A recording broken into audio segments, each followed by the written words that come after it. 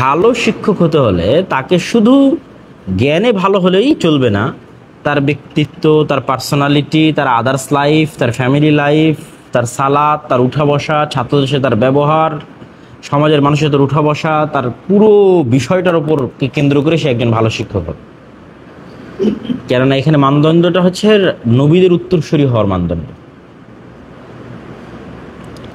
তো এই জন্য শুধু ক্লাসে ভালো হলেই একজন যে খুব ভালো শিক্ষক, বিষয়টা অন্তত এই শিক্ষাক্ষেত্রে সেটা কখনোই না। যে ক্লাসে আমি পড়ায় ভালো ভালো পড়িয়ে দিলাম তাহলে আমি ভালো শিক্ষক হয়ে গেলাম, এটা কখনোই নয়। এটার সাথে রুহানিয়াত, মানুষের যে আধ্যাত্মিক জগৎ, আধ্যাত্মিকতা, আল্লাহ সুবহানাহু ওয়া তাআলার সাথে মানুষের সম্পর্ক, সেই আধ্যাত্মিকতার ব্যাপক সম্পর্ক এবং যোগাযোগ আছে। কেন পুরো শিক্ষাটাই তো আধ্যাত্মিক শিক্ষা। আধ্যাত্মিক শিক্ষা মানে যার বাস্তবে প্র্যাকটিক্যালি সরাসরি মানুষের যে দুনিয়াবী যে বিষয়গুলো আছে সেখানে প্রয়োগযোগ্য নয়। যেমন আমি কাঠের চেয়ারে টেবিলে বসে আছি, এই টেবিলটা কীভাবে বানাতে হবে এটা এই শিক্ষা নয়। আমি চেয়ারের উপর বসে আছি, এটা কেমনে বানাতে হবে এটা এই শিক্ষা নয়। ফ্যানটা ঘুরছে, এটা কীভাবে ঘুরছে এটা এই শিক্ষা নয়। এগুলো তো প্র্যাকটিক্যাল, বাস্তব জগতে প্রয়োগযোগ্য। তাহলে আমরা কি শিখতেছি? রুহ শান্তি পাবে কোথায়, রুহ মুক্তি পাবে কোথায়, দুনিয়াতে এবং পরকালে। তো রুহ মুক্তি পাওয়ার কোনো বিষয় তো দুনিয়ার কারো কাছে নাই। তো সরাসরি অদৃশ্য জগৎ থেকে এসেছে, সরাসরি আল্লাহর পক্ষ থেকে এসেছে। তো অদৃশ্য জগতের শিক্ষা, যেই আধ্যাত্মিক শিক্ষা, সেটার সাথে আধ্যাত্মিকতার অবশ্যই সম্পর্ক আছে। সালাত, সিয়াম, হজ, যাকাত, জিকির, আজকার, হুকুম, আহকাম, বিধিবিধান, পুরো মানুষের একটা জীবন কিভাবে পরিচালিত হবে, তার সামগ্রিক রূপটাই তো ইসলাম। ইসলামের এই যে সামগ্রিক রূপ, এই সামগ্রিক রূপটা পৃথিবীতে বসে তো কেউ তৈরি করেনি। আল্লাহর পক্ষ থেকে মুহাম্মদ সাল্লাল্লাহু আলাইহি ওয়াসাল্লামের কাছে আসছে, মুহাম্মদ সাল্লাল্লাহু আলাইহি ওয়াসাল্লামের মাধ্যমে, সাহাবীদের মাধ্যমে আমাদের কাছে আসছে। তাহলে এটা পুরো একটা আধ্যাত্মিক চেইন না? এখানে মুহাম্মদ সাল্লাল্লাহু আলাইহি ওয়াসাল্লাম শিখেছে জিবরাইল আলাইহিস সালামের কাছে, জিবরাইল আলাইহিস সালাম শিখেছে আল্লাহ সুবহানাহু ওয়া তাআলার কাছে। এটা তো সরাসরি আল্লাহ সুবহানাহু ওয়া তাআলার পক্ষ থেকে আসতেছে, ওহী, ওহির জ্ঞান, ওহির শিক্ষা। তাহলে এটা পুরো একটা আধ্যাত্মিক চেইন, এটা অদৃশ্য জগতের জ্ঞানের একটা চেইন। সুতরাং এটা ওই কানেক্টেড হয়েই সেটার প্রচার হবে। ওই কানেক্টেড যে হতে পারবে না, সে যতই বড় জ্ঞানী হোক, তার জ্ঞান আসলে দুনিয়ার মানুষের উপকারে লাগবে না। কেননা যে জ্ঞান তার নিজের উপকার করতে পারেনি, সে জ্ঞান মানুষের উপকার করতে পারবে। এই জন্য আল্লাহ নবী হাদিসের মধ্যে বলেছে যে জ্ঞানের অনেকগুলো প্রকার আছে। কিছু মাটি আছে যেই মাটি পানি শুষে নেয়, শুষে নিয়ে সেখান থেকে আবার গাছপালা উৎপন্ন করে। কিছু মাটি আছে যারা নিজে শুষে নেয় না, শক্ত মাটি, সে পানি ধরে রাখে, তারপরে সেখান থেকে পানি আর এক জায়গায় নিয়ে সেচের মাধ্যমে সেখানে উৎপন্ন হয়। আর কিছু মাটি আছে যে পানি ধরেও রাখতে পারে না, শুষেও নেয় না, তার উপর দিয়ে শুধু পানি প্রবাহিতই হতে থাকে, প্রবাহিতই হতে থাকে। তো এই জন্য উপকারী জ্ঞান কোনটা? যে নিজেও পানি শোষণ করে নিল, মানে নিজেও উপকার গ্রহণ করলো, আবার ফসল ফল ফলাদি উৎপন্নের মাধ্যমে মানুষের উপকার করলো। এই জন্য দোয়ার ক্ষেত্রে সবসময় উপকারী জ্ঞান চাওয়া হয়েছে। আল্লাহুম্মা নাসআলুকা ইলমান নাফিআ, যে আমি কি চাচ্ছি? উপকারী জ্ঞান চাচ্ছি। তো এই উপকারী জ্ঞানটাই এই আধ্যাত্মিকতার সাথে সম্পৃক্ত। নবীদের উত্তরসূরি হতে হবে। সেক্ষেত্রে আমাদের পূর্ণ লাইফ সাইকেলটা চেঞ্জ হতে হবে, লাইফ স্টাইলটা চেঞ্জ হতে হবে। শুধু ক্লাস টাইমে গিয়ে আমি দার্স দিলাম, বের হয়ে আসলাম, তা না। আমার পুরো লাইফ স্টাইলটাই নবীদের মতো হতে হবে, তাহলে আমি ভালো শিক্ষক হতে পারবো। এবং আমার শিক্ষকতার যে হাইবাত, শিক্ষকতার যে প্রভাব, সেটা আমার ছাত্রের উপর যেমন থাকবে, আমার সমাজের উপর থাকবে, সকল কিছুর উপর থাকবে। আমাদের একজন শিক্ষক ছিল, যদিও মদিনা ইসলামী বিশ্ববিদ্যালয় থেকে শুরু করে দারুল উলুম দেওবন্দ থেকে শুরু করে সব জায়গাতেই অনেক ভালো শিক্ষকের কাছে পড়ার সুযোগ হয়েছে। তারপর আমি মাঝে মধ্যে একজনের নাম বলি, মুফতি সাঈদ আহমদ পালানপুরি।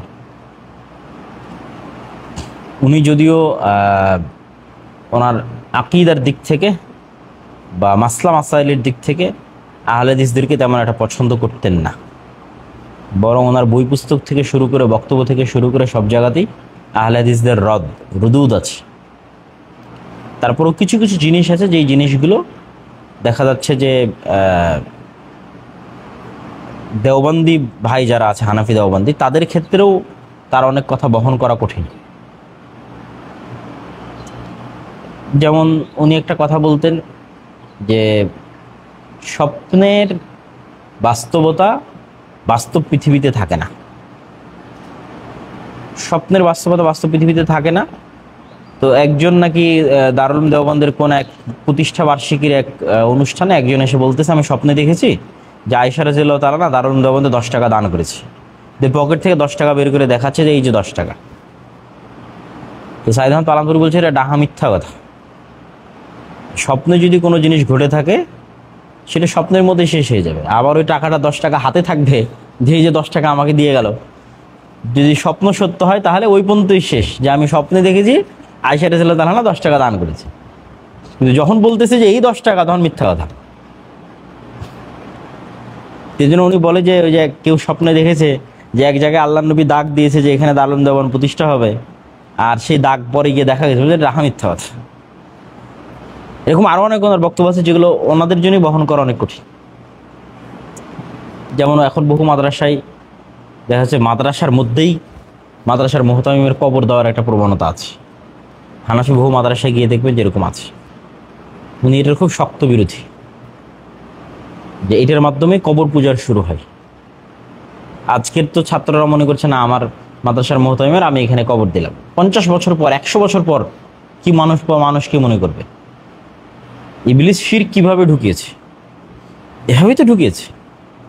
আগের যুগের খুব ভালো পরহেজগার মানুষদের প্রথম ইবলিস বললো যে তোমরা যদি এদের ছবি বানাও তাহলে তোমাদের ইবাদত করতে আরো আগ্রহ হবে। তারপর 200-300 বছর পার হয়ে গেছে, মানুষ তো ভুলে গেছে যে আমরা এটা ছবি কি জন্য বানিয়েছিলাম। 200-300 বছর পর ওই ছবির ইবাদত, মূর্তির ইবাদত করা শুরু করে দিয়েছে। তখন ইবলিস বলতো যে তোমাদের পূর্বপুরুষরা তো এটারই ইবাদত করতো। তো বলে এইভাবেই শিরকের শুরু হয়। সুতরাং কবর হবে সম্পূর্ণ কবরস্থানে, অথবা মাদ্রাসার বাইরে, মাদ্রাসার এরিয়ার বাইরে, মাদ্রাসার মধ্যে না, যেন পরবর্তীতে এখান থেকে শিরকের শুরুয়াতটা না হয়। এরকম আরো অনেক অসংখ্য কথা, যেমন মহিলা মাদ্রাসা আবাসিক করা, এটার উনি খুব শক্ত বিরোধী, যে আবাসিক মহিলা মাদ্রাসা হারাম। তো কিছু কিছু ক্ষেত্রে আমি বললাম যে হ্যাঁ উনি আহলে হাদিসের অনেক বক্তব্যের বিরোধী, কিন্তু আবার কিছু কিছু তার বক্তব্য আছে যেগুলো তারাই বহন করতে পারবে না। তো ওনার যে বিষয়টা তুলে ধরা সেটা হচ্ছে যে ওনার ব্যক্তিত্ব, দার্সে ওনার ব্যক্তিত্ব। আমরা যখন দারুল উলুম দেওবন্দে পড়েছি তখন আর যত শিক্ষক ছিল তার মধ্যে সবচেয়ে বেশি ব্যক্তিত্ববান ছিলেন উনি। তাহলে জ্ঞান শুধু মানুষের কিতাবি জ্ঞানের মধ্যে নিহিত থাকে না, ছাত্র তার দ্বারা কিভাবে প্রভাবিত হচ্ছে এটার প্রতিও মধ্যে নিহিত থাকে, যে ছাত্র তাকে অনুসরণ করতে চাচ্ছে কিনা, যে আমি যদি তার মতো হতে পারতাম, এই অনুসরণযোগ্য হতে পারতেছি কিনা, যে ছাত্র তার টিচারকে লিভিং লিজেন্ড মনে করবে, যে পৃথিবীতে জীবন্ত একজন লিজেন্ড। যেমন মানুষেরা মনে করে ইমাম বুখারী, নাসিরউদ্দিন আলবানী তারা পৃথিবীতে আসা ক্ষণজন্মা মহাপুরুষ, তা আমার টিচার এরকম, তখন সে তার অনুসরণ করতে চায়। এটা কিন্তু শুধু অবশ্যই শিক্ষকতার যে সাবজেক্ট আমি পড়াচ্ছি ওই জ্ঞানটাও ভালো হওয়া লাগবে, 100% জরুরি, কিন্তু পার্সোনালিটিটা শুধু এই জ্ঞানের মধ্যে নির্ভর করে না। তো উনি ওনার পার্সোনালিটি ধরে রাখার জন্য ওনার মৃত্যুর লাস্ট 40 বছর কোনোদিন বাজারেই যায়নি, যে বাজারে গিয়ে বাজার করবে, ঘুরবে ফিরবে, ঠিক আছে, কোনোদিন বাজারেই যায়নি। কেন আমরা খুব ভালোভাবেই জানি যে বাজার এমন একটা জায়গা যেখানে আসলে দুনিয়াদারিতা এবং আরও অনেক কিছুর সমাহার আছে বাজারের মধ্যে, এবং এটা ব্যক্তিত্ব বিরোধী। যেমন শেখ আব্দুর রাজ্জাক বিন ইউসুফ বলে যে আমি কোনোদিন চায়ের স্টলে বসিনি, যেখানে বসে মানুষ গল্প করে এরকম কোনো জায়গায়, কোনো বাজারে, কোনো চায়ের স্টলে, কোনো রেস্টুরেন্টে, কোনো হোটেলে বসে খাওয়া দাওয়া করিনি। মানে ইচ্ছাকৃতভাবে দেখা যাচ্ছে রাস্তার মধ্যে খাবার গ্রহণের প্রয়োজন, খুব বাধ্যবাধকতা, সেই মুহূর্তে গিয়ে কোথাও বসে খাওয়া সেটা ভিন্ন, কিন্তু ঘোরার জন্য যাওয়া, ঘোরার জন্য বসা, আড্ডা দেওয়ার জন্য যাওয়া এবং বসা, এরকম কেউ কোনোদিন তাকে দেখেছে এটা বলতে পারবে না, আমরাও দেখিনি। তাই এইটা হচ্ছে ব্যক্তিত্ব ধরে রাখার একটা অংশ, যে এমন জিনিস থেকে তারা বিরত থাকে যে জিনিসটা হচ্ছে অপ্রয়োজনীয়, বিমা লা ইয়ানি, যে জিনিসটা না করলেও চলবে, যে জিনিসটা বাস্তবিক অর্থে সময় নষ্ট। তো এই পার্সোনালিটির এই জিনিসগুলো আমাদের মধ্যে আসা লাগবে। তো ওনার ব্যক্তিত্বের প্রভাবটা কি ছিল ছাত্রদের উপর? ওনার ব্যক্তিত্বের প্রভাব ছিল যে উনি ক্লাসে ঢোকার অন্তত 10-15 মিনিট আগে থেকে ক্লাসে পিন পতন নীরবতা বিরাজ করত। অথচ ছাত্র আছে 1500 থেকে 2000, 1500 থেকে 2000 ছাত্র আছে, এবং আসার 10-15 মিনিট আগে থেকে সব স্টিল মূর্তির মতো বসে আছে। মানে উনি ঢুকতে গিয়ে যদি বুঝতে পারে যে এই 1500-2000-এর মধ্যে কেউ ন্যূনতম অমনোযোগী আছে, বা কেউ হয়তো ফোনে হাত দিয়ে আছে, বা কেউ হয়তো হেলানা দিয়ে আছে, এরকম মানে হাতের উপর হেলানা দিয়ে আছে, অথবা কেউ একটু ঘুম ঘুম ভাব আছে, মানে পূর্ণ সজাগ নাই, তাহলে দার্সি আর দিবে না, ওই দিন ফেরত চলে যাবে, এবং ওই বছরের ক্লাসের ছাত্রদের আর পড়াবেই না। উনি এটা বুঝাতে চাই যে আমি প্রতিষ্ঠানের কাছে দায়বদ্ধ নই, কেন আমি প্রতিষ্ঠানের বেতনভুক্ত না, আমি এটাকে আল্লাহর নবীর উত্তরসূরি হিসেবে, একটা নববী পেশা হিসেবে এটাকে গ্রহণ করেছি। সুতরাং এখানে আমি প্রতিষ্ঠানের কমিটির কাছে দায়বদ্ধ নই যে সে বেতন দেয় তাই আমাকে নিয়মিত ক্লাসে যেতে হবে। যে ছাত্র জ্ঞান অর্জনের যোগ্য না, আমি তাকে জ্ঞান দিব না। তাহলে এটা যে ব্যক্তিত্বের একটা সর্বোচ্চ স্তর। তো আপনারা যদি আপনাদের নিজ নিজ জায়গায় ভালো শিক্ষক হতে চান, তাহলে ভালো শিক্ষক হতে হলে ভালো ব্যক্তিত্ববান মানুষ হতে হবে। ভালো ব্যক্তিত্ববান মানুষ হলে আপনার ছাত্ররা আপনার দ্বারা প্রভাবিত হবে, এবং আপনার বিভিন্ন কিছু তারা অনুসরণ করার, কপি করার চেষ্টা করবে। মদিনা ইসলাম বিশ্ববিদ্যালয়ে আমাদের একজন শিক্ষক ছিল, উনি কোনো একটা সেকেন্ড নষ্ট করতো না। কিভাবে ওনার লাইফটাকে উনি এইভাবে তৈরি করে ফেলেছে আল্লাহ সুবহানাহু ওয়া তাআলা ভালো জানে। সব সময় পড়ার মধ্যে, পড়া, জিকির, আজকার, সালাত, যেখানে সেখানে দাঁড়িয়ে 2 রাকাত নফল সালাত আদায় করে নেয়। ক্লাসরুমের মধ্যে ঢুকে 2 রাকাত নফল সালাত পড়তেছে, অথবা কোনো একটা কোনায় বারান্দায় নফল সালাত আদায় করতেছে, হয় চাষতের না হয় ইশরাকের, কোনো একটা মিস যাবে না, এবং সবসময় পড়ার মধ্যে এবং জ্ঞানের মধ্যে সম্পৃক্ত আছে। তার লাইফ স্টাইলটাকে ওইভাবে ডেভেলপ করে নিয়েছে। তো এরকম অনেক শিক্ষকের উদাহরণ আমরা দিতে পারবো, অতীতের যুগে যারা চলে গেছে তাদের উদাহরণ দিতে পারবো, ঠিক আছে? তো সাহাবীদের থেকে, তাবিদের থেকে, বড় বড় আলেম ওলামাদের থেকে তাদের জীবনীগুলো পড়া উচিত। একজন ছাত্রেরও যেমন আলেম ওলামাদের জীবনী পড়া উচিত, শিক্ষকেরও পড়া উচিত। যে আমি সাহাবীদের জীবনী পড়বো, আল্লাহর নবীর জীবনী পড়বো, এবং পাশাপাশি বড় ইমাম যারা আছে তাদের জীবনী পড়বো, বড় আলেম যারা আছে তাদের জীবনী পড়বো। যেমন 4 ইমামের কথা যদি বলি আমরা, ইমাম আবু হানিফা রাহিমাহুল্লাহ, ইমাম শাফি রাহিমাহুল্লাহ, আহমদ বিন হাম্বল রাহিমাহুল্লাহ, এবং ইমাম মালিক রাহিমাহুল্লাহ, তাদের জীবনী আমরা পড়ব। তাদের ছাত্র যারা আছে বুখারী, মুসলিম, আবু দাউদ, নাসাই, তিরমিজি, তাদের জীবনী পড়ব। তারপরে আরও যারা বড় বড় আলেম আসছে, হাফিজ ইবনে হাজার আসকালানী, ইবনে তাইমিয়া, তাদের জীবনী পড়ব। এই জীবনীগুলো পড়লে আপনাদের মধ্যে উৎসাহ তৈরি হবে। হ্যাঁ, আমরা তাদের জায়গায় হয়তো পৌঁছতে পারবো না, কিন্তু তাদের মতো হওয়ার চেষ্টা আমাকে আমার জায়গা থেকে একটু হলেও এগিয়ে দিবে। যে আমি তাদের মতো হওয়ার চেষ্টা করতেছি, এটা আমার জায়গা থেকে একটু হলেও আমাকে সামনের দিকে এগিয়ে দেবে। না, আমার সামনে তো একটা রোল মডেল থাকতে হবে না, যে আমি কার মতো হতে চাই। আমি হতে পারি আর না পারি, যেমন মুখের মতো হতে চাই, সেই রোল মডেলটা তো আমাকে ফলো করতে হবে। তো ওই রোল মডেল সম্পর্কে যদি আমি না জেনে থাকি, তাহলে আমি কীভাবে ফলো করব? তাহলে জানতে হলে কি করতে হবে? তাদের জীবনী পড়তে হবে। তো আপনাদের উদ্দেশ্যে যেটা সংক্ষিপ্ত কথা, সেই সংক্ষিপ্ত কথার 1 নম্বর হচ্ছে, শিক্ষকতা পেশাটা শুধু নামকাওয়াস্তে অন্য স্কুল, কলেজ, বিশ্ববিদ্যালয়ের মতো বেতন কেন্দ্রিক এবং ক্লাস কেন্দ্রিক পেশা নয়। এটা হলো 1 নম্বর, যে বেতন নিলাম, ক্লাসে গেলাম, শেষ করলাম, এই কেন্দ্রিক কি, এটাই কিন্তু আমরা তুলে ধরার চেষ্টা করেছি।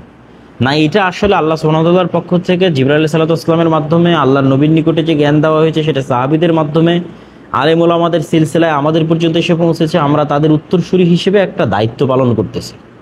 সুতরাং এটা পুরোটাই একটা আধ্যাত্মিক সম্পর্ক, এবং এই আধ্যাত্মিক সম্পর্কটা শুধু ক্লাস টাইমে সীমাবদ্ধ নয়, বরং আমার পুরো জীবনকে ওই আলোকে সাজাতে হবে। সেক্ষেত্রে আমার ব্যক্তিত্বের প্রয়োজন আছে না? নাই?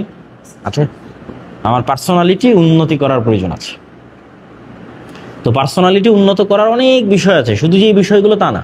যেমন মাদ্রাসার মধ্যে যদি বলি যে মাদ্রাসার মধ্যে কী দিয়ে পার্সোনালিটি উন্নত, অবশ্যই মাদ্রাসা যেহেতু বর্তমান মূল স্রোতের অংশ নয়, এই জন্য মাদ্রাসা যেহেতু মূল স্রোতের বাইরে, মানুষজনের দান এবং জাকাতের সম্পদের ভিত্তিতে চলে, সেহেতু এখানে ন্যারো মাইন্ডের বিষয়টা বাই ডিফল্ট থেকে যায়, মানে সংকীর্ণ মনের বিষয়টা মাদ্রাসার মধ্যে থেকে যায়।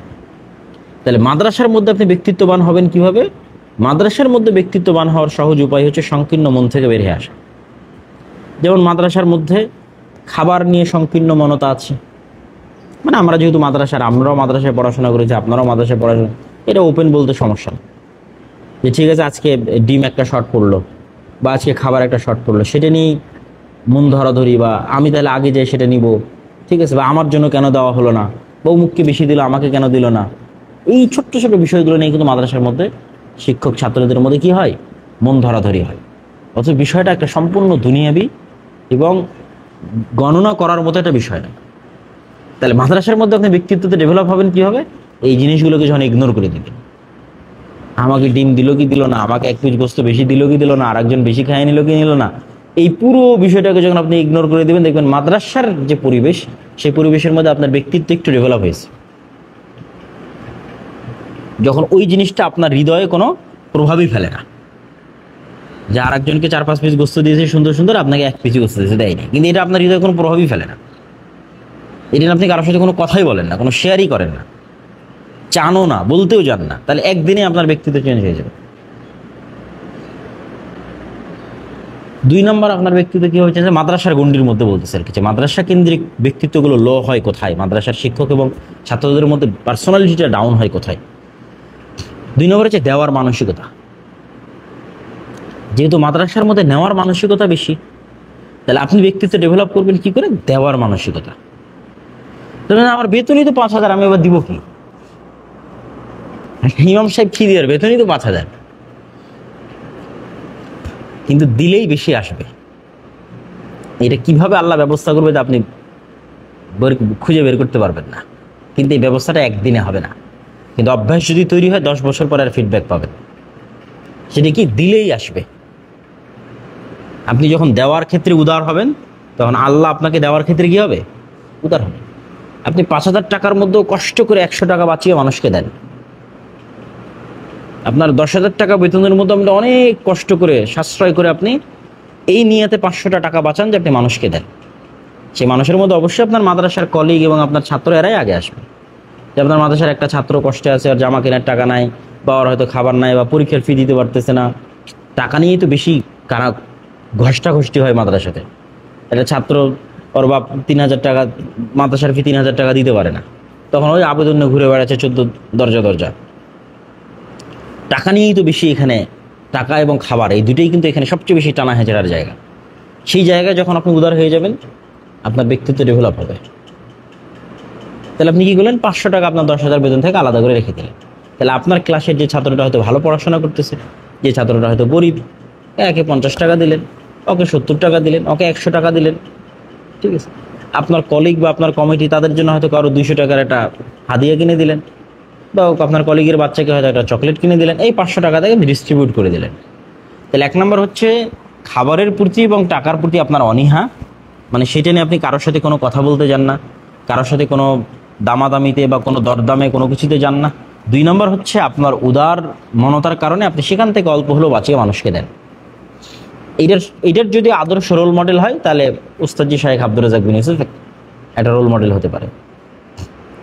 যে কোনো দিন উনি লাস্ট অল্প কয়েকদিন আগেও, মানে এই 2016 সালের আগেও দেখা যাচ্ছে 7,000 টাকায় মাদ্রাসায় বেতনে চাকরি করেছে। 7,000 টাকা ওনার বেতন, কিন্তু কোনোদিন কেউ এটা বলতে পারবে না যে 7,000 টাকা বেতন বাড়ানোর জন্য উনি কারো কাছে গিয়ে বলেছে যে আমার বেতনটা বাড়িয়ে দাও, আমি তো এই 7,000 টাকা বেতনের যোগ্য শিক্ষক না। কিন্তু এই বাড়াতে চাওয়ার জন্য যে আবদারটা, এটাই তো আপনার পার্সোনালিটি থেকে আপনাকে ডাউন করে দিল। তাহলেই তো আর উনি আজকের আব্দুর রাজ্জাক বিন ইউসুফ হতে পারতো না। বুঝতে পারেননি মানে আমার কথা? তাহলে আর 10টা মাদ্রাসার শিক্ষকের মধ্যে ওনার লাইফ কিন্তু পার হয়ে যেত। উনি আজকে আব্দুর রাজ্জাক বিন ইউসুফ হয়েছে কিভাবে? এই যে ব্যক্তিত্বের এই জায়গাগুলো ফলো করার কারণে, যে মানুষের কাছে ছোট না হওয়া। তো ওনার জীবনের প্রথম বেতন হচ্ছে 500, 1,000, 1,500 জান্নাতুর মাদ্রাসা। কিন্তু জান্নাতুর মাদ্রাসার যে পরিচালক ছিল, সে বলতে পারবে না যে আমার কাছে একদিন আব্দুর রাজ্জাক বিন ইউসুফ বলেছে যে আমার বেতনটা বাড়িয়ে দেন। কেন? ওই বলার মাধ্যমে তো ওনার ব্যক্তিত্ব ডাউন হয়ে যাচ্ছে, পার্সোনালিটি ডাউন হয়ে যাচ্ছে। তার মানে আপনি আপনার অধিকার যেটা সেটা আদায় করবেন না, বিষয়টা কিন্তু এমনও নয়। ভারসাম্য রক্ষা করা এবং ন্যারো মাইন্ডনেস থেকে বের হয়ে আসা, ছাড় দেওয়ার মানসিকতা রাখা। যে কোনো ডিলে এবং যে কোনো দরদামে আপনি ছাড় দেওয়ার মানসিকতা রাখবেন, আল্লাহ সুবহানাহু ওয়া তাআলা আপনার সাথে ছাড় দেওয়ার ব্যবহার করবে। তা আমি এটা মাদ্রাসার পরিবেশের মধ্যে বলছি। মাদ্রাসার পরিবেশে ব্যক্তিত্ব ডাউন হয় কিন্তু এই জিনিসগুলো নিয়ে, এই খাবার নিয়ে, এই কম বেশি খাবারে কম বেশি, বেতনে কম বেশি। তো একজন যদি খুব বড় পর্যায়ে যেতে চায় তাহলে তাকে দুনিয়াবের এই জায়গাগুলো থেকে কি হতে হবে? অমুখাপেক্ষী হতে হবে, বেনিয়াজ হতে হবে, গানিয়ুন হতে হবে। এবং সে ফোকারা হবে কার কাছে? আল্লাহর কাছে। ফাকিরুন ইলাল্লাহ লা ইলান নাস, সে আল্লাহ সুবহানাহু ওয়া তাআলার কাছে ফকির, মানুষের কাছে নয়। তাহলে ওই যে ব্যক্তিত্বটা ডেভেলপ হচ্ছে, এইটা মূল্যায়ন আল্লাহ আদায় করে দিবে পৃথিবীর মানুষের কাছ থেকে। যে ব্যক্তিরা ডেভেলপ হচ্ছে এটার মূল্যায়ন কি আদায় করে দিবে? আল্লাহ সুবহানাহু ওয়া তাআলা আদায় করে দিবে মানুষের কাছ থেকে, সময় নেবে, কিন্তু সেই ব্যক্তিত্ব তো আপনাকে ডেভেলপ করতে হবে। তাহলে প্রথমত মাদ্রাসার খাবারের রুটিনে কি আছে, কে বেশি নিল কে কম নিল সেটার থেকে সম্পূর্ণরূপে চোখ বন্ধ। দ্বিতীয়ত আমার বেতন কম কি বেশি, আমাকে কম দিল কি বেতন বেশি বেশি দিল সেটার থেকে বন্ধ। দ্বিতীয়ত যা পাচ্ছি সেখান থেকে অল্প একটু বাঁচিয়ে আশেপাশে দেওয়ার প্রবণতা, এইটা ফলো করতে কষ্ট হবে। যে আপনি 5 বছর যদি এটা ফলো করেন, 10 বছর যদি এটা ফলো করেন, দেখা যাচ্ছে যে আপনি নিজেও হয়তো হতাশ হয়ে যেতে পারেন যে না, আমি আব্দুল্লাহ ভাইয়ের কথা শুনে তো আমার এখন বেতনের কথা প্রতিষ্ঠান কর্তৃপক্ষকে বলি না, বেতনও তো বাড়ে না, আর খাবারের কথাও কাউকে বলি না, খাবারও তো ভালো হয় না, আমার মানুষকে দিচ্ছি। কিন্তু এটার মূল্যায়নটা আল্লাহ সুবহানাহু ওয়া তাআলা তৈরি করে দেবে, কিন্তু সেই তৈরি করা পর্যন্ত ধৈর্য ধারণ করতে হবে। যদি দেখা যাচ্ছে যে না, আপনি কোনো একটা জায়গায় সত্যিই মূল্যায়িত হচ্ছেন না, তাহলে কর্তৃপক্ষের প্রতি দোষারোপ না করে নিজের উপর দোষ দিয়ে বের হয়ে আসবেন। এটা আরো উঁচু ব্যক্তিত্ববান মানুষের পরিচয়, যে আমি আসলে এখানকার দায়িত্ব পালনের যোগ্য না, আমি ঠিকভাবে দায়িত্ব পালন করতে পারতেছি না, আমি ঠিকভাবে শিক্ষকতা করতে পারতেছি না, আমি বিদায় নিচ্ছি। আপনি আমাকে বেতন কম দিচ্ছেন এই জন্য চলে যাচ্ছি, আপনি আমাকে মূল্যায়ন করতেছেন এই জন্য চলে যাচ্ছে, এটা তখন আরেক জায়গা থেকে আল্লাহ মূল্যায়নের ব্যবস্থা করে দেবে, আরেক জায়গা থেকে আল্লাহ এর চেয়ে বেশি বেতনের ব্যবস্থা করে দেবে। আপনার যখন সুনাম তৈরি হবে আপনার ব্যক্তিত্বের কারণে, তখন অটোমেটিক আপনার দামও আল্লাহ সুবহানাহু ওয়া তাআলা তৈরি করবে। এরকম আরও অনেক বিষয় আছে, সত্যবাদিতা, ন্যায়পরায়ণতা, আমানতদারিতা। যে দেখা যাচ্ছে আপনি শিক্ষক, তো একটু ভালো মাদ্রাসায় গেলে, গ্রামের মাদ্রাসার চেয়ে একটু ভালো মাদ্রাসায় আসলে সেখানে অনেক ধনী ফ্যামিলির ছেলেরা থাকে, তখন ধনী ফ্যামিলির ছেলেরা কি করে, টিচারকে আরেকটু বেশি করে হাদিয়া দেয়। মানে ধনী ফ্যামিলির ছেলের বাবারা টিচারকে আরেকটু বেশি করে হাদিয়া দেয়, যাতে আমার ছেলে একটু ভালো খোঁজ রাখে। তখন ভালো খোঁজ রাখতে গিয়ে আপনি নাম্বারের বেলাও তার নাম্বারটা বেশি করে দিলেন, তাহলে আপনি কিসের লঙ্ঘন করলেন? ন্যায় পরায়ণতার লঙ্ঘন করলেন। তাহলে হয়তো একদিন ওই ব্যক্তির একটা সামান্য হাদিয়া বা টাকার জন্য হয়তো ন্যায় পরায়ণতার লঙ্ঘন করলেন, আপনি স্থায়ীভাবে বড় পর্যায়ে যাইতে পারবেন না। তাহলে আপনার ঠিক আছে, আপনি তাকে হয়তো বেশ ভালো একটা কেয়ার করেন, পড়া আসলে বলে দেন, সেটা হয়তো তার বাবা আপনাকে হাদিয়া দেয়, কিন্তু আপনার ন্যায়পরায়ণতার জায়গায় আপনাকে ঠিক থাকতে হবে। যেহেতু এটা একটা আধ্যাত্মিক সিলসিলার জ্ঞান, আরেকজনের আব্বা যে গরিব, সে হয়তো হাদিয়া দিতে পারে না, সে যদি কিছু পড়া বলে নিতে আসে আপনি বলে দিবেন না? অবশ্যই বলে দিতে হবে। এবং নাম্বারের ক্ষেত্রে যার যেটা যোগ্য তাকে সেই নাম্বার দিতে হবে, এবং এখানে কোনো প্রকার পক্ষপাতমূলক আচরণ করা যাবে না। আমাদের মাদ্রাসাগুলোতে এবং আমাদের শিক্ষা প্রতিষ্ঠানগুলোতে ন্যায়পরায়ণতা রক্ষা করার মতো যোগ্য মানুষ তৈরি হচ্ছে না দেখেই আল্লাহ আমাদেরকে দেশের দায়িত্ব দিচ্ছে না, কেন আমরা তো দায়িত্ব পালনের যোগ্য হতে পারতেছি না। সব জায়গায় দেখবেন যে এরকম ছোটোখাটো ন্যারো মাইন্ডের গল্প আছে, এরকম অন্যায়পরায়ণতার গল্প আছে, যেটা আসলে অত বড় নয় কিন্তু হালকা হলেও আছে।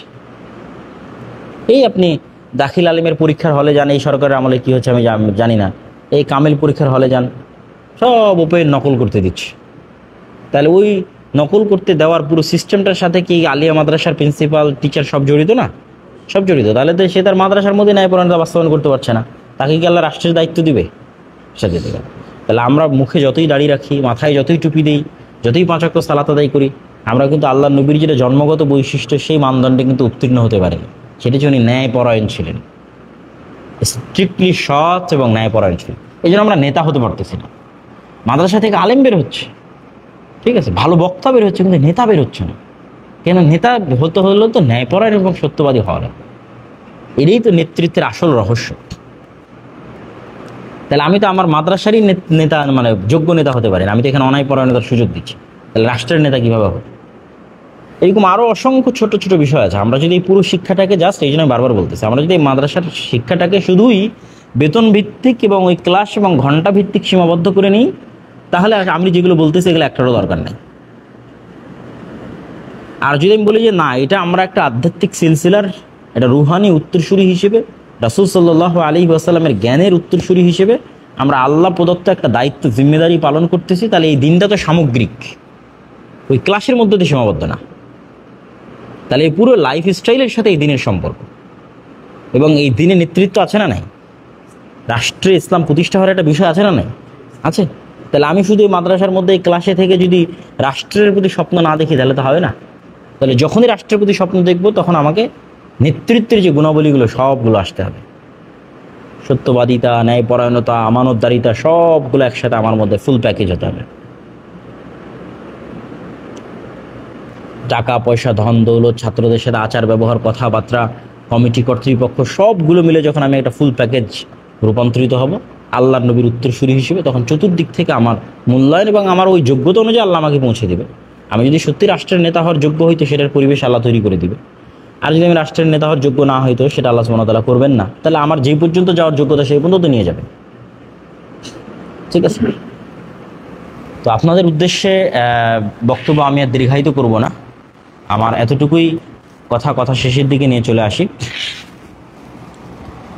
আর আরও অনেক কথা হয়তো আপনারা এর মধ্যেই শুনেছেন, আরও যারা আসছে হয়তো ভালো শিক্ষক হওয়ার উপায়ের বিষয়ে হয়তো অনেকেই বক্তব্য দিয়েছে, আলোচনা করেছে।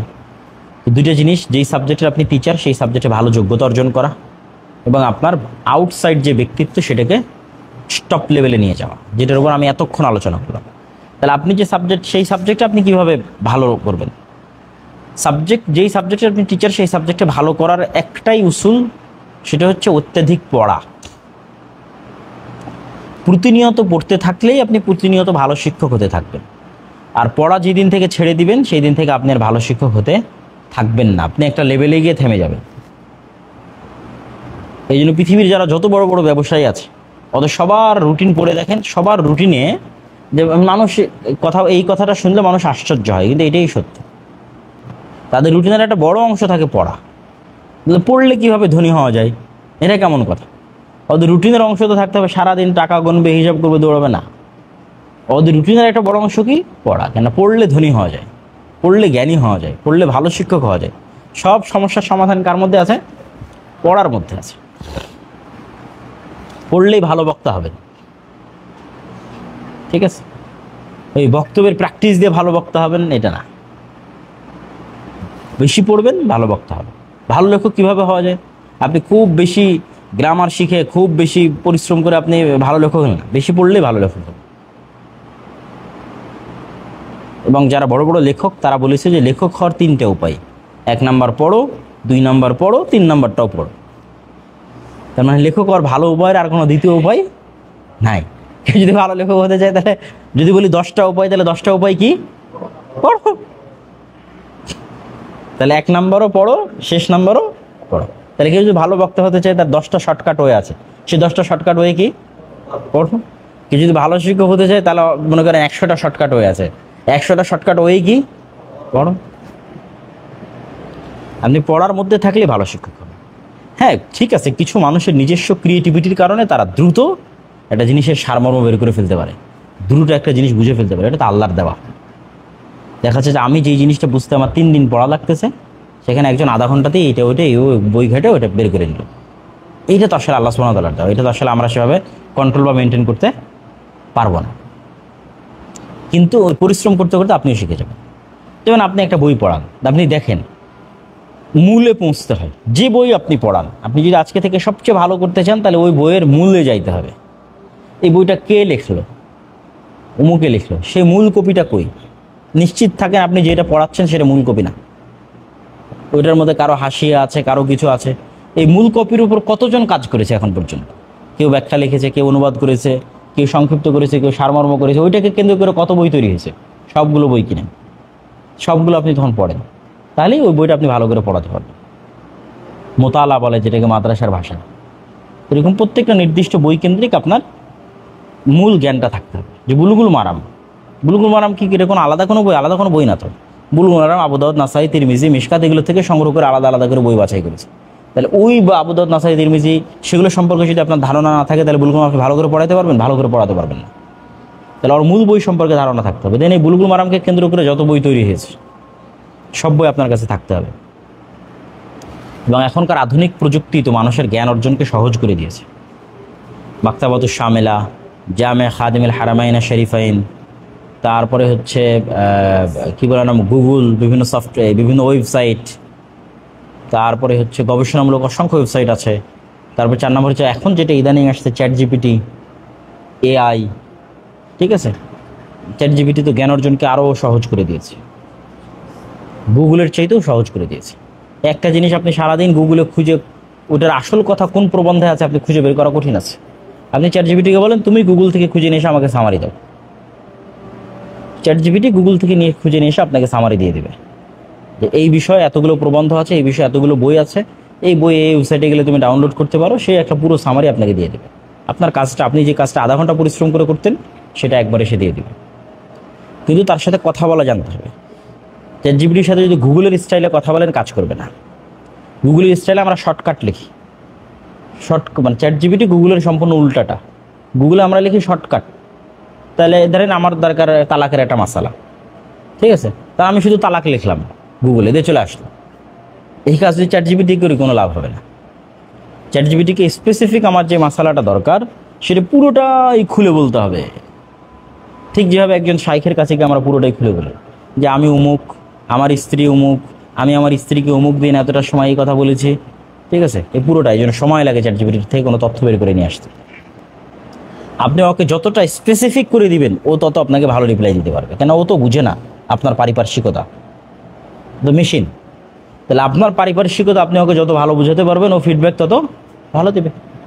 তাহলে আজকের যুগে একটা ভালো শিক্ষক হওয়ার জন্য বা ভালো দার্স দেওয়ার জন্য যত রকমের অনুষঙ্গ আমাদের হাতে আছে এটা পৃথিবীতে আগে ছিল না। কিন্তু পার্থক্যটা কোথায় তৈরি হয়েছে? আপনি বলবেন যে ভাই এত ইজি, তাহলে তো সবাই পারবে। এই কয়েকদিন আগেও আমাকে বলতেছিল একজন আমাদের জামিয়ার একজন ছাত্র, ভালো ছাত্র, যে তাহলে এখন পৃথিবীতে পার্থক্য কীভাবে তৈরি হবে?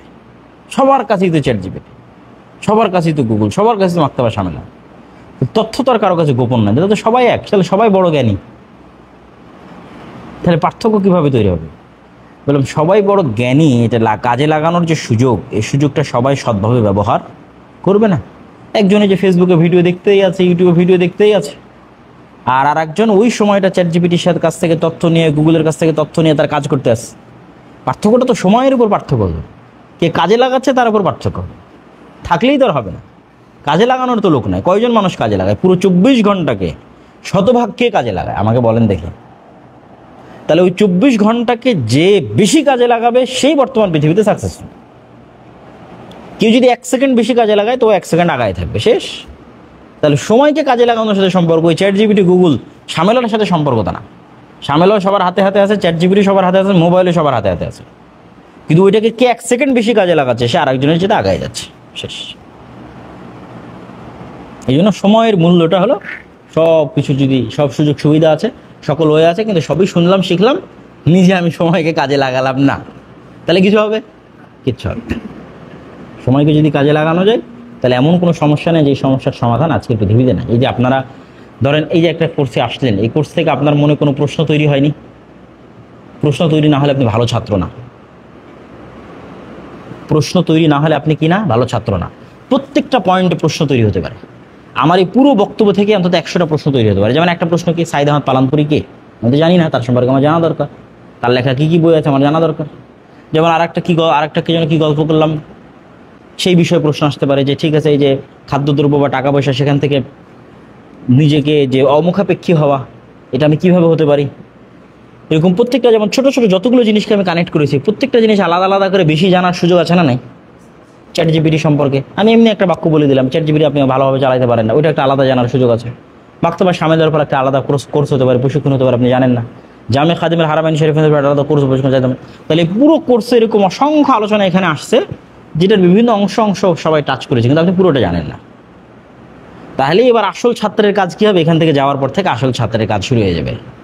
আসল ছাত্র এখন এই পুরো কোর্সে যা যা নতুন শিখেছে প্রত্যেকটার পিছনেও পড়ে যাবে, প্রত্যেকটার আসল রহস্য বের করে তারপরে ছাড়বে, গুগল থেকে, চ্যাট জিপিটি থেকে, তারপর হচ্ছে আপনার ইউটিউব থেকে, এবং প্রত্যেকটা দেখতে থাকবে এবং শিখতে থাকবে যে আমাকে এই বিষয়ে কয়টা বইয়ের নাম দাও। যে আব্দুল্লাহ বললো যে ধনীরা বই পড়ার মাধ্যমে ধনী হয়, তাহলে ধনী হওয়ার উপায় কি? এই বিষয়ে কয়েকটা বইয়ের নাম দাও। চ্যাট জিপিটি নাম দিল, বই ডাউনলোড করলেন, পড়লেন। তাহলে প্রত্যেকটা পয়েন্টের মেইন আপনি যাওয়ার চেষ্টা করলেন, মানে আমি যেখান থেকে তথ্যগুলো নিয়ে আপনার একটা সামারি আপনাকে দিলাম, ওই প্রত্যেকটার মূলে আপনি যাওয়ার চেষ্টা করলেন। এগুলো আসল ছাত্রের কাজ। এই পুরো কোর্সে আপনি এরকম যা যা শিখেছেন, প্রত্যেকটা যা যা পয়েন্ট টাচ হয়েছে, তার প্রত্যেকটার পিছনে যখন আপনি পড়ে যাবেন, তখন আপনার এই কোর্সটা কী হবে? ফুলফিল হয়ে যাবে। আর যদি এটার পিছনে না পড়েন, এখান থেকে সব বিসমিল্লাহ যা শিখেছিলাম জামিয়া সালাফিতে ফেলে দিয়ে চলে গেলাম, যা জামিয়া সালাফের শর্ত দিয়েছিল ট্রেনিং করতে হবে, আর ওই আমার কমিটি বলেছিল ট্রেনিংয়ে যেতে হবে, তাই আসছে না। এই ট্রেনিংটা আপনি জামিয়া সালাফের সাথে থাকেন অথবা না থাকেন, আপনি মাদ্রাসার টিচার থাকেন অথবা না থাকেন, আপনার ব্যক্তিগত জীবনের জন্য কাজে দিবে। আপনি পৃথিবীর যেখানেই থাকেন না কেন, আপনাকে অন্যের চাইতে এক ধাপ এগিয়ে দিবে। ওই হিসেবে আপনাকে ট্রেনিং নিতে হবে। ওই হিসেবে ট্রেনিংয়ে যা যা নতুন প্রশ্ন আসে সবগুলোর আদ্যপান্ত বের না করা পর্যন্ত থামা যাবে না। এরকম আবারও আর এক ট্রেনিংয়ে চলে যেতে হবে, আর এক জায়গায় আর এক ট্রেনিংয়ে চলে যেতে হবে। যে কোনো জায়গায়, যে কোনো একটা ইংলিশ স্পিকিং কোর্সে ভর্তি হয়ে গেলেন, একটা ম্যানেজমেন্ট কোর্সে ভর্তি হয়ে গেলেন, একটা স্কিল ডেভেলপমেন্ট, এই যে প্রতিনিয়ত শিখতে থাকবেন। মরাপন্ত শিখতে থাকলে আপনার ব্রেন সচল থাকবে না, তো ব্রেন অচল হয়ে যায়। বলে মানুষের যদি কিছুই শিখার না থাকে, তাহলে এতদিন ডান হাতে ব্রাশ করেছেন, আজ থেকে বাম হাতে ব্রাশ করে, তাও ব্রেনকে সচল রাখেন যে ঠিক আছে চলো বাম হাতে ব্রাশ করা শিখি। তাহলে ব্রেনে তো জং পড়ে শেষ হয়ে যাবে, নষ্ট হয়ে যাবে। কিছুই শিখার নাই আমার কাছে, তাহলে এতদিন ডান হাতে ব্রাশ করেছি না, এতদিন ডান হাতে লিখেছি না, তাহলে আজ থেকে কী হাতে লেখা শিখবো? বাম হাতে লেখা শিখবো, বাম হাতে ব্রাশ করা শিখবো। তাও ব্রেন কি থাকবে? সচল থাকবে। কেন আমাদের এই ব্রেনটা যেভাবে আল্লাহ ম্যানুফ্যাকচার করেছে, নূহ আলাইহিস সালাম 1000 বছর বেঁচেছে। তো মানুষের ব্রেন এমনভাবে ম্যানুফ্যাকচার করা আছে যে আমরা যদি 1000 বছর বাঁচতাম না, তাহলে 1000 বছরের সব কথা আমাদের স্মরণ থাকতো। ছোটোবেলার অনেক স্মৃতি আপনার মনে আছে না? তাহলে মনে করেন এইভাবে টানতে টানতে টানতে টানতে এটা 1000 বছর। তাহলে ধরেন আজকে 24শে জুলাই আন্দোলন 2024 হয়েছে, আমরা 1000 বছর বেঁচেছি। 3024 সালে গিয়েও আমাদের এই জুলাই আন্দোলনে যা যা হয়েছে সব মনে আছে। এই ক্যাপাসিটিতে ব্রেনটাকে তৈরি করা আছে, কিন্তু এটা থাকতেছে মাত্র 80 বছর। তাহলে ওটাকে আপনি কাজে লাগাবেন কিভাবে? মানুষের ব্রেনের অনেক শক্তি, অনেক ক্ষমতা, অনেক পাওয়ার, কিন্তু মানুষ সেটা কাজে লাগায় না। শরীরের অলসতার কারণে, মনের অলসতার কারণে ব্রেন কখনো অলস হয় না। তাহলে এই পুরো কোর্স থেকে সামনের এখানে একদিনে আপনাকে কিছু শেখানো যাবে না। এই জন্য আমি আপনাকে যেটা বললাম, এটা হচ্ছে আপনার লং টাইম। মরা পর্যন্ত যদি আপনি এইভাবে চলতে থাকেন, আপনি রাস্তা পেয়ে যাবেন। আমাকে রাস্তা দেখানো লাগবে না, আপনি নিজের রাস্তা তৈরি করে নেবেন। তা আল্লাহ সুবহানাহু ওয়া তাআলা আমাদের সবাইকে ভালো শিক্ষক হওয়ার, আর সর্বোপরি হচ্ছে যে আমাদের এই উদ্যোগের পিছনে দুনিয়াবি কোনো স্বার্থ নাই। আমাদের উদ্যোগের পিছনে জামিয়া সালাফিয়ার যে মানটা আছে, জামিয়া সালাফিয়ার ছাত্রদের তৈরি করা কিশলয় পত্রিকা বলি, জামিয়া সালাফিয়ার শিক্ষকদের তৈরি করা, ছাত্রদের তৈরি করা আরবি পত্রিকা মাজাল্লাতুস সালাফ বলি, জামিয়া ছাত্রায় দেশি বিদেশি শিক্ষকদের আনাগোনা থাকা এবং দার্স দেওয়া বলি, সব মিলিয়ে এখানকার যে পরিবেশ আছে, এইটার উপকার গ্রামের একটা মাদ্রাসাও ভোগ করুক, এটাই হচ্ছে আমাদের চাওয়া এবং চেষ্টা। সেক্ষেত্রে আপনারা ওইটাকে মূল্যায়ন করার চেষ্টা করুন। এরকম আরও যত মাদ্রাসা এবং দিনী শিক্ষা প্রতিষ্ঠান আছে, সেগুলোকেও জামিয়া সালাফের সাথে কানেক্টেড করার জন্য। আর যদি শিক্ষা প্রতিষ্ঠান সম্ভব না হয়, তাহলে মসজিদের বক্তব্যকে দাওয়া ইলাল্লাহর সাথে কানেক্টেড করার জন্য। এটা নিজের একটা জিম্মেদারি এবং দায়িত্ব মনে করে নেবেন। এবং যখনই আপনাদেরকে যে কোনো কাজে, দাওয়াতি কাজ হোক, প্রতিষ্ঠান কেন্দ্রিক কাজ হোক, আল্লাহর সন্তুষ্টির জন্য, দুনিয়াবি কোনো কাজে না, অবশ্যই দিন জ্ঞান সেই কাজে, দুনিয়াবি কাজে না। আমার ব্যক্তিগত একটা কাজে আপনার সহযোগিতা চাইবো, এটা আলহামদুলিল্লাহ আমাদের প্রয়োজন নেই। দিনই আল্লাহর সন্তুষ্টির জন্য জ্ঞান কেন্দ্রিক কাজে যদি আপনাদের সহযোগিতা চাওয়া হয়, তাহলে সেক্ষেত্রে স্বতঃস্ফূর্তভাবে সহযোগিতা করা, অংশগ্রহণ করা, পৃথিবীর যেখানেই থাকেন না কেন, বাংলাদেশের যেখানেই থাকেন না কেন, এই নিয়তটা অন্তরে রাখতে হবে। জামিয়া সালাফের প্রতি একটা সফট কল্যাণকর ধারণা রাখতে হবে, যে জামিয়া সালাফে যা করছে সেটা তাদের দুনিয়াবি কোনো স্বার্থ নেই, আল্লাহর সন্তুষ্টির জন্য, মুসলমানের সন্তানের কল্যাণের জন্য। যেমন দাওয়া ইলাল্লাহর আমাদের লক্ষ্য কি? শতভাগ মুসলমানের সন্তানকে কোরআন ও দ্বীন শিখা, মুসলমানের সন্তানের কল্যাণের জন্য। মাদ্রাসা থেকে দেশ ও জাতির নেতৃত্ব দিবে এরকম নেতা বের করার জন্য, সার্বিকভাবে, সামগ্রিকভাবে। তাহলে এই যে জামিয়া সালাফিয়ার দুনিয়াবি স্বার্থ ছাড়া আল্লাহর সন্তুষ্টির জন্য এই যে চেষ্টা, এটা নিজেকে কল্যাণকামী করা। আর দ্বীন ওয়ান নাসিহা, কল্যাণকামিতার অনেক অংশ আছে। আপনি যদি কোনো ত্রুটি দেখেন, পরামর্শ দেওয়া, এটাও কল্যাণকামিতা। আপনি যদি ত্রুটি না দেখেন, যা আছে এর চাইতে ভালো করা, সেটার পরামর্শ দেওয়া, সেটাও করলেন কামিতা। ঠিক আছে, আপনি যদি দেখেন যে জামিয়া সালাফের কোনো একটা পোস্ট ফেসবুকে আছে, সেটা শেয়ার দেওয়া, জামিয়া সালাফের কিছু একটা হচ্ছে সেটা মানুষকে জানানো, জামিয়া সালাফিতে এটা হচ্ছে, চলো যুক্ত হই, এগুলো সবই করলেন কামিতা এবং সবই সাদাকায়ে জারিয়া। তো আল্লাহ সুবহানাহু ওয়া তাআলা আপনাদের সেই তৌফিক দান করুক, আল্লাহুম্মা আমিন। এই বলে আমরা আমাদের আজকের এই ক্লাস শেষ করছি। ওয়া আখিরু দাওয়ানা আনিল হামদুলিল্লাহি রাব্বিল আলামিন। আসসালামু আলাইকুম ওয়া রাহমাতুল্লাহি ওয়া বারাকাতুহু।